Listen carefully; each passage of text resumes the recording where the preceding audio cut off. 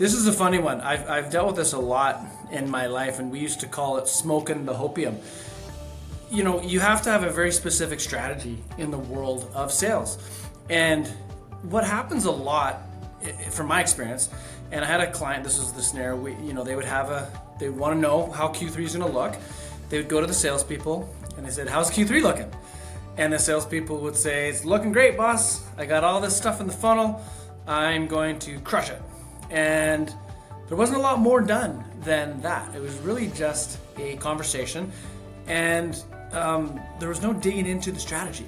And even sales managers often struggle with this. If you want to have a very successful Q3, it needs to be built on a foundation that you can measure and that you can plan for, so that you can contribute inputs and activities and things that you can measure so that you can move towards your goal. And what that looks like is defining what's in your funnel, first and foremost. What are the best opportunities? What specific steps need to happen to try to bring those deals over the finish line, while also factoring in how do you refill that funnel along the way as your deals are coming out? What specific types of activities need to happen? And you've got to do this by person, right? Maybe you've only got one person on your sales team. Well, you can use that one person and you can have a plan. A lot of this plan for Q3, knowing that a lot of the deals that you are or are not going to get they're already in the funnel to some extent, unless you have a really quick turnaround for your products. A lot of that stuff's already there. So that strategy is going to be about challenging your salespeople on where they're actually at with those potential accounts.